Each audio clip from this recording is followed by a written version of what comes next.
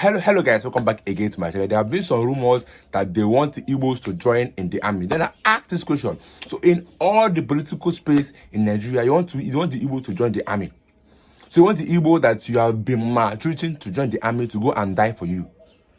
And in this video, you take a listen to why, or the reason why the Igbos say that they will never join Nigeria army. Because it's not making sense. Even those in the army itself are complaining that they are not being treated well. It's now when the Igbos now join them. How do you expect them to not treat the Igbos? Or how do I expect the Igbos to even survive in the kind of army itself? Just take a listen to this video and let me go to a review in the comment section, guys. Public affairs analyst Dr. Majid Dahiru to throw more light on this story. Thank you so much for being on Newsnight. Thank you very much for having me. Well, there are those who have this perception that this is just about lack of sensitization and awareness. But I have to ask you, is this really about awareness or something deeper than that? A deeper crisis of trust that no amount of awareness can fix? What do you think? I think it's not just about awareness, like you rightly pointed out. And I think your report did justice to this issue. Mm-hmm. Beyond lack of interest, I think there are a combination of factors responsible for the low level of recruitment in the Southeast. Some other factors include socioeconomic and then political. I listened carefully to Dr. Simon Okeke. He dwelled more on the political, but before then, you have to also consider the socioeconomic. Mm-hmm. Now, the Southeast region, if you agree with me, is one of the most prosperous regions in Nigeria because of the industry and enterprise that characterize that region. And so, most youths might not be naturally too, attracted to a profession that will not pay them well, that has very poor remuneration. For context, a private soldier in the Nigerian army earns about 50,000+ naira a month. A young boy in area with the minimum wage? I don't know whether they have adjusted for the minimum wage, but for the last time we checked, this was, the pay package for a private soldier in the Nigerian army. A master warrant officer, at least the highest rank within the rank and file cadre, goes on with about 180,000 naira. And if you know how many years we're putting to get to that level, now if you compare this to the U.S. Army, for instance, a private soldier in the U.S. Army earns about $21,000 per annum. That is higher than what our chief of defense staff earns per annum. So it is a poor remuneration issue. And so for a young man in the Southeast, he will earn that amount of money. The amount of money a soldier will earn in a month. A young boy that is doing petty trading in area market or in the Shamin market will earn quadruple that amount in a month. So why should he or she abandon something that can take him home properly every month, take our family, now enlist into the army? And so this is the socioeconomic aspect of it. And I can assure you too that many of the Nigerians that are already enlisted into the army are so frustrated that they may want to leave at any time from now because it simply cannot take care of the socioeconomic needs. Now talking about the political angle, and that is very important too. So for the Southeast, it will be a double jeopardy if the kind of interest you see from other regions are expressed from the Southeast, because somehow, yes, since the end of the Civil War, there has been some what people perceive, and sometimes it could be real too, as though to prevent the kind of strength that was displayed during the Civil War. Because if you know the structure of the army and the police before the 1966 coup and counter coup, the Southeast people dominated the officer cadre of the Nigerian army. I mean, about 60% of the officer corps were drawn from the Southeast. And so when the Civil War broke out, the separatist war broke out, they had enough men and resources to be able to defend the right to secession for 3 years, and they held down the Nigerian army for 3 years in the battle. So I think there was that attempt to kind of reduce, in order not to resurrect the spirit of the Biafra secessionist tendencies. But again, some previous government have also done a lot to appease the Southeast and draw them closer. But something happened between 2015 and 2023. When the Buhari government came on board, it put a concrete ceiling on the rise of Nigerian society's origin in any of Nigeria's security services. So not a single person from the Southeast was appointed at the apex leadership of any of the Nigerian security services for 8 years. So all of this have combined the historical grievances on the part of the Southeast, exclusion, yes, and of course the fact that and the socio-economic, it doesn't pay well to be a soldier today, a police officer today in Nigeria. Whether it applies to a youth in the Southeast or any part of the country. Exactly. And just like you said, if care is not taken, more and more would be deserting or leaving the military. So how do you now frame the messaging in a way that will make the army or the forces more attractive, especially to the youth in the Southeast? Because the concern here is that the enrollment is ridiculously low, 200 for the whole of the Southeast, when you compare with the other parts of the North, where you have about 3,000, 4,000 in some cases. Yes, because the Southeast has some peculiarities. How do you begin to convince them? Okay, two things must be done. First and foremost, we must reappraise the remuneration packages for our officers and men of the armed forces. It's very important. Until that is done, until we design a pay package that truly compensates for the contract of unlimited liability that you sign when you enroll into the Nigerian Armed Forces, because it's a matter of life and death. Until there's adequate compensation for that contract of unlimited liability, I do not think people from the Southeast who have an option. I mean, this is the headquarters of commerce and industry in Nigeria. They have an option. The Igbo boy institution, entrepreneurial institution in the Southeast, has ensured generational regeneration of wealth in a manner that has made the Southeast the most prosperous region in Nigeria. So why would somebody leave something that actually pays off better than enrolling into the army? That would have been maybe patriotism, that is sacrifice for fatherland. But when somebody is also marginalized, like I tried to make the point about the fact that in the last 8 years, 8 years, the Southeast was excluded from any of the leadership of the armed forces, including not just the civil defense, but even the road safety. It was that bad. Has that even changed now? Okay, the current administration has at least broken that jinx. It's like the current administration has lifted that embargo when they appointed Admiral Alike Chukwuagala from Enugu as the chief of naval staff. So why would I enroll into an institution that I'm not sure I will get to the peak of my career because of my ethnicity or my region of origin? So the Nigerian state, beyond just doing sensitization, must address these issues. If you provide adequate compensation for people that are ready to lay down their lives to defend the fatherland on one hand, and particularly in the Southeast, you must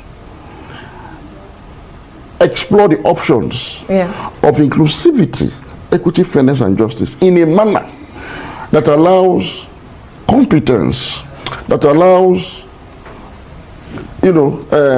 capacity, that allows meritocracy to be the yardstick for rising to the top. Fantastic. Until this is institutionalized, but I'm afraid we'll keep having these problems in the Southeast. Yeah, very quickly. What are the risks if this gap keeps widening? And on the flip side, there are those who have made the case to say that there can be no promotion if there's no recruitment in the first instance, because there'll be nobody to promote if they do not come into the fold in the first instance. If you understand their argument, I mean, you say they've not been promoted, but there are those who say we will only promote those who have even enrolled. And we're having apathy of people who are not even going into the fold. What are about the Nigerian forces? Promotion is done regularly and routinely, and if you qualify for the next rank, you are promoted. But I'm talking about leadership, which is a political decision. The appointment of the chief of army staff. But they are appointed from within. What I'm saying is, when you have a region that appears to be marked and prevented from getting to that political decision that decides the leadership of the armed forces, it's because the appointment of army chief of staff is not a promotion, it's an appointment. No exams are written, it's at the discretion of the commander-in-chief. Right? We have seen a pattern where in 8 years, 8 solid years, a whole generation of armed forces personnel from the Southeast were excluded from the leadership. And the dream of every soldier, of every officer, is to rise to that leadership position. The dream of anybody. Of anybody. So if I will not rise to the top, why join? Why Why join? So are there any risk? Because So we have to the go risk now. Yeah. is on the part of Nigeria. Yeah. An army, a Nigerian army that does not include officers and men from the southeast part of Nigeria cannot be truly described as a Nigerian army or an army that is Nigerian. All right. So it means the energy, the talents, the competencies of people of the southeast that should have come in to complement, what is supposed to be Nigerian is lacking. This town hall meeting in Enugu State is one of the campaigns undertaken by the Nigerian Army to boost enlistment in the latest army recruitment. Leader of the 2025 Army Recruitment Enlightenment Team, Brigadier General Chima Ekato, says the Southeast is struggling to fill its quota. Citing the case of Enugu State, he says out of 200 slots allocated to the state in this year's recruitment, the state barely got 100 applications. This, according to him, is a recurring decimal in other southeastern states. Ekato, who urged Southeast youths to apply in their numbers to fill the quota in the ongoing recruitment process, noted that states like Kaduna had received over 3,000 applications. We know that unemployment is pervasive, and there are a lot of young men that really want to join the army. But for some of these sentiments being bandied around, some of them lack encouragement from the local government councils. Some people used to say that they apply, but the council chairman will not sign for them, or DPO will not sign for, or one thing or the other. The point is that we have come to get the buy-in of the grassroots politicians, our royal fathers, to help us to raise these numbers so that Enugu State can fill up their slots. Historically, Southeasterners have had a strong presence in the military, with many officers like Agui Ronsi and recently Lieutenant General Ihejirika rising to enviable ranks. But all that seems to be changing.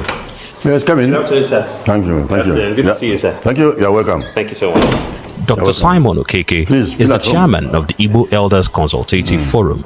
He attributes the apathy to protest against exclusion of Southeasterners from top political positions and governments. So, there's apathy